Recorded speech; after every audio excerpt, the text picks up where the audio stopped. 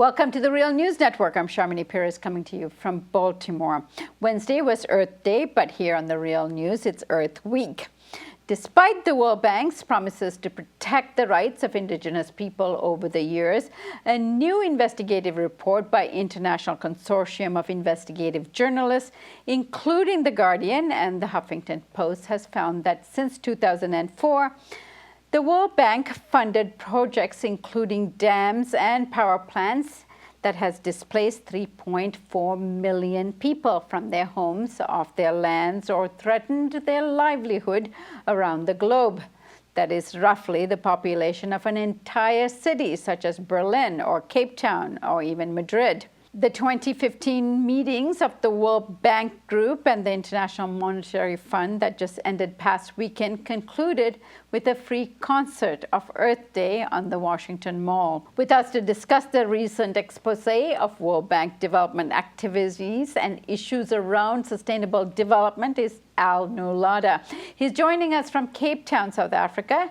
Alnoor is the executive director of The Rules, a global network of activist organizers, designers, coders, researchers, and writers focused on changing the rules that create inequality and poverty around the world.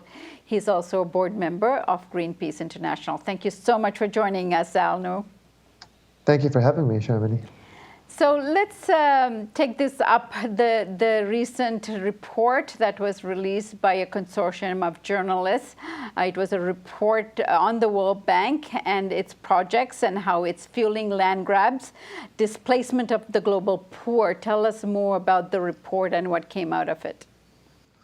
To most, the report really doesn't come as a surprise. These are standard policies by the World Bank, mass displacement, forced removals. They're in many ways central to the World Bank model. I think what's interesting about the ICIJ research is how well researched and well documented it is, and the fact that it's synthesized a lot of these land grabs over the past 10 to 15 years.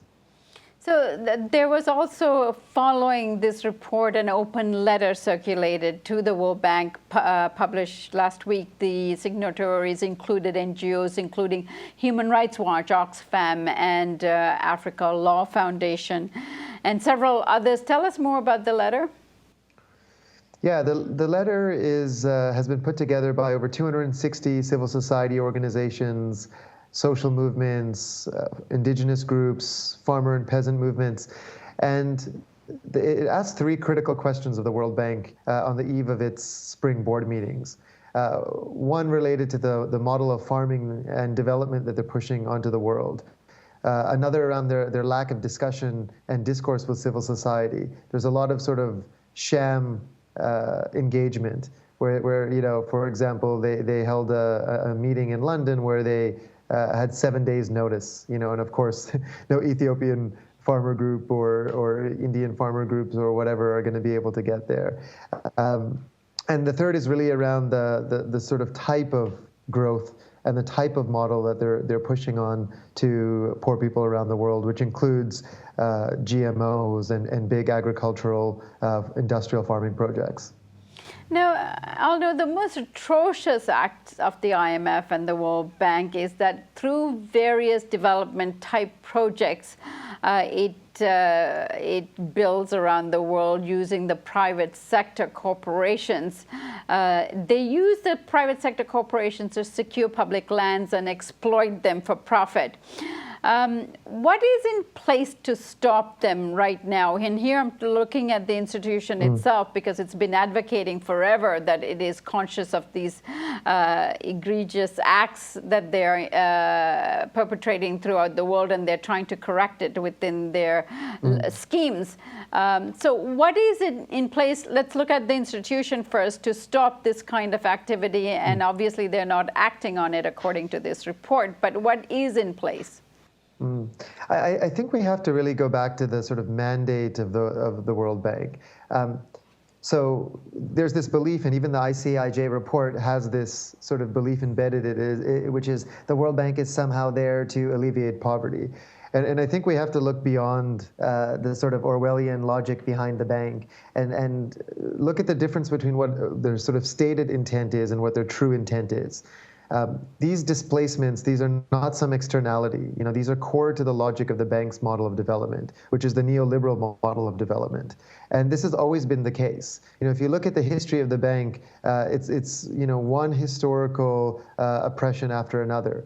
The famous structural, or infamous, we should say, structural adjustment programs of the 1980s and 1990s.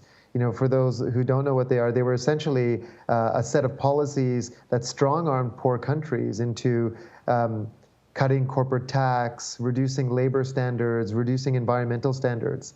And research that came out of the University of Massachusetts at Amherst has shown that the global south, poor countries, developing countries, lost about $500 billion a year for the 20 years of the structural adjustment programs. So that's roughly $20 trillion. And you compare that to an annual aid budget of $120 billion. This is 5 times aid. And so you really have to look at the scale of the type of extraction that the World Bank helps to facilitate, and you can see very clearly what their role is. Their role is a pro-Western, pro-corporate extraction role. They're essentially a handmaiden. So I think to try to appeal to what their stated intent is just naive. And this is an organization who's had so much, both of them, the IMF and the World Bank, has had so much resources to try to prevent this kind of activity, and plenty of time in its life to actually try to correct its system. So the system, as it stands, has failed the people, as we know from various projects around the world. What do you think should happen now? Lots of people are advocating that the IMF and the World Bank should be dissolved at this point, given their track record. Definitely, I think that's a very viable solution that's on the table. I don't think the IMF or the World Bank have failed. They're highly successful in what they were created and intend to do, which is trickle-up economics. This is really the central role of the bank, is to sort of serve as this facilitator for Western corporate interests. And this is not a conspiracy theory by any means. The track record speaks for itself. After the bank was almost on its death knells and totally discredited for the structural adjustment programs of the 80s and 90s, a couple of years later they rolled out the Doing Business rankings. These rankings are very interesting in the sense that they're basically the same thing as the structural adjustment programs, but they're sort of branded as a ranking instead of a strong arm. And what they do is they essentially create a race to the bottom between countries. They reward countries for cutting corporate taxes, for reducing their labor standards and minimum wages, for reducing their environmental standards. And then that's attached to aid money and development, so-called development money. And so what that does is it triggers a race to the bottom between poor countries to try to attract that capital. And that's essentially the role of the bank. This is their flagship program. And they actually take credit for over a quarter of reforms on the African continent. This is not something they hide. So I think the question for us as citizens, as people on the other side, is to say, why does this organization exist in the first place? And I think the idea of abolition should very much be on the table. It should be a discussion within the UN and the other Bretton Woods institutions. But also really, people's tribunals, and having some historical retribution for the devastation that was brought onto the African continent, into Latin America, into massive parts of Asia through IMF and World Bank policy. Alnoor Ladha, thank you so much for joining us today, and we hope to have more conversations with you over the next little while in terms of what you are uncovering, and walk this the changing the rules and reconstructing new ones for years to come. Thank you. Likewise, yeah. Thank you for your time. And thank you for joining us on the Real News Network.